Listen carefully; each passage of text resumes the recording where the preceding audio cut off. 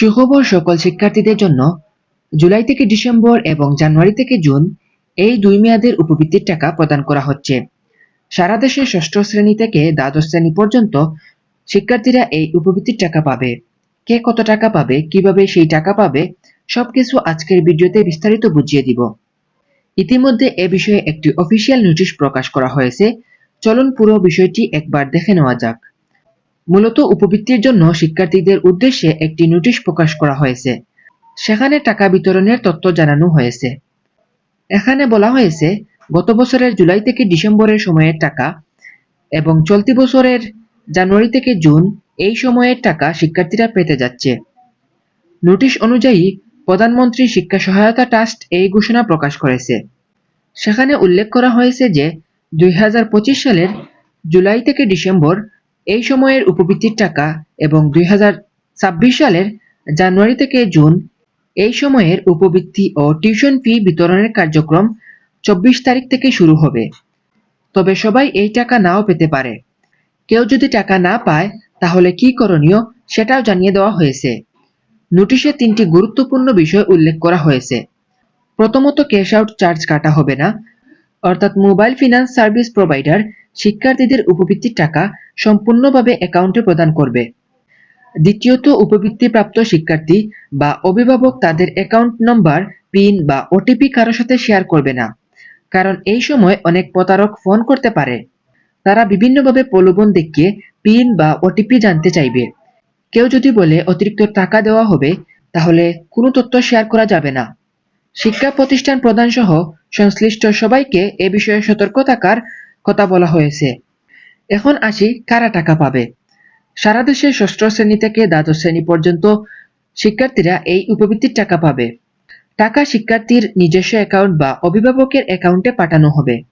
জেলাভিত্তিক কোনো আলাদা তালিকা প্রকাশ করা হয়নি, তবে ধাপে ধাপে সব জেলায় টাকা বিতরণ করা হবে। জুলাই মাস শুরু হওয়ার আগেই অধিকাংশ শিক্ষার্থীরা টাকা পেয়ে যাবে বলে ধারণা করা হচ্ছে। এখন দেখে নেওয়া যাক কে কত টাকা পাবে।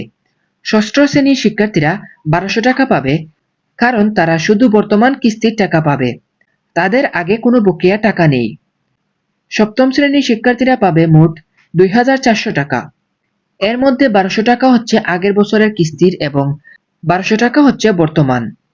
অষ্টম শ্রেণীর শিক্ষার্থীরা পাবে 1200 টাকা এবং 1500 টাকা, অর্থাৎ আগের সময়ের 1200 টাকা এবং বর্তমান সময়ের 1500 টাকা। নবম শ্রেণীর শিক্ষার্থীরা পাবে আগের 1500 টাকা এবং বর্তমান 1800 টাকা। দশম শ্রেণীর শিক্ষার্থীরাও পাবে 1800 টাকা এবং 1800 টাকা।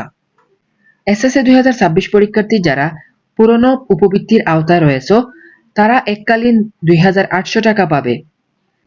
একাদশ শ্রেণীর বিজ্ঞান বিভাগের শিক্ষার্থীরা পাবে 2400 টাকা এবং 3900 টাকা। অন্যদিকে মানবিক ও ব্যবসা বিভাগের শিক্ষার্থীরা পাবে 2400 টাকা এবং প্রায় 3400 টাকা। দ্বাদশ শ্রেণীর মানবিক ও ব্যবসা শিক্ষা বিভাগের শিক্ষার্থীরা পাবে 2400 টাকা এবং 3600 টাকা। আর বিজ্ঞান বিভাগের শিক্ষার্থীরা পাবে 2400 টাকা এবং 3900 টাকা। এখানে 2400 টাকা অংশটি হলো আগের বছরের বকেয়া টাকা এবং 3600 টাকা বা 3400 টাকা অথবা 3900 টাকা হলো বর্তমান সময়ের উপবৃত্তির টাকা। এখন প্রশ্ন হলো, যদি কোনো শিক্ষার্থী টাকা না পায় তাহলে কি করবে? সেক্ষেত্রে সংশ্লিষ্ট শিক্ষা প্রতিষ্ঠানের সাথে যোগাযোগ করতে হবে। যদি অ্যাকাউন্ট সংক্রান্ত কোনো সমস্যা থাকে বা অন্য কোনো তথ্যগত সমস্যা থাকে, তাহলে প্রতিষ্ঠান কর্তৃপক্ষ সেটি সমাধান করে দেবে।